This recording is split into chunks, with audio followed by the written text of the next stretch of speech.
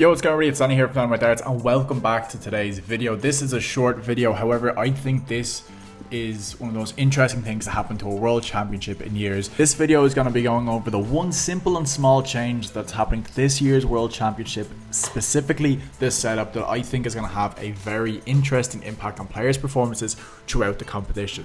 So without further ado, let's get into the video. First things first, if you're a big fan of darts, want to keep up with all things darts coming up to the world championships, as well as follow my own journey to becoming a pro, make sure you hit that subscribe button. So let's get into this.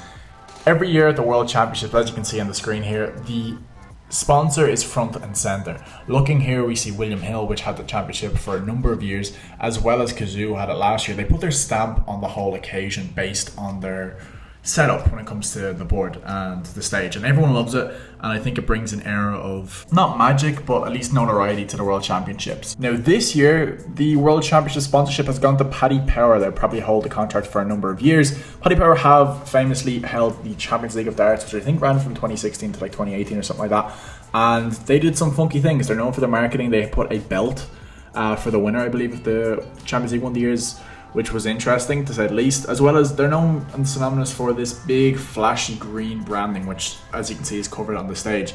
This year they've gone one step further, and I'm going to get into, I think, some of the small psychological and potential physical impacts this can have on performance. They've changed the treble 20 section. Yes, they've changed the colour of it to a darker green. Now their understanding, or at least their kind of reasoning for this, is that A, it's branding and marketing. Again, this is unconfirmed whether or not it's true. It looks like it's true based on what I'm reading here. This news just only broke, as well as PDC posting it as well. If not, it's a fantastic marketing scheme either way. They're going off the fact that, you know, in theory, green does sit at the center of the color or the visual spectrum, which in theory means it's easier to see, but I'm going to put forward some counterpoints as to why it may be or may not be good for some players. Yeah, obviously this is I think a welcome change. I love changes like this, and seeing something like this makes it more interesting. Anything that brings more eyeballs to the sport of darts, I'm in favor of.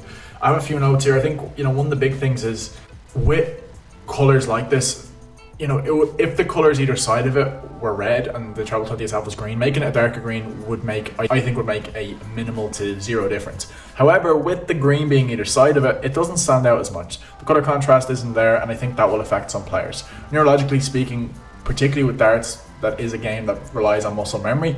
The sequence of events that would happen for a player to throw the dart, in simple terms, is they are subconsciously getting the visual cue of seeing that red, and that triggers the motor response in the arm.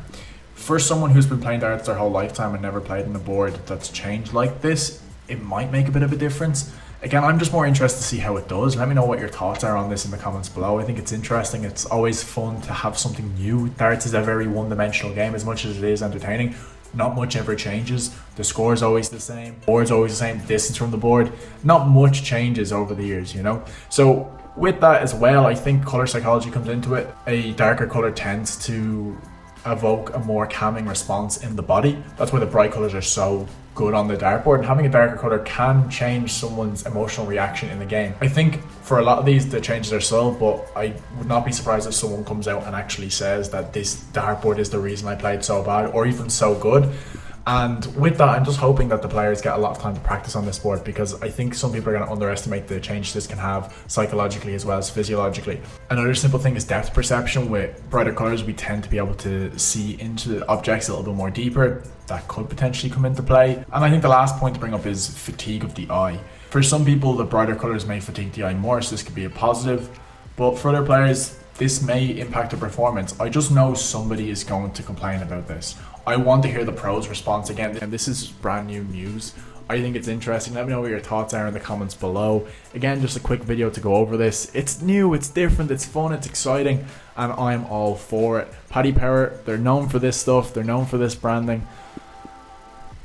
They're known for their branding escapades, and I think this is just another step in their marketing genius. So with that being said, if you enjoyed the video, please do leave a like, and as always, until next time.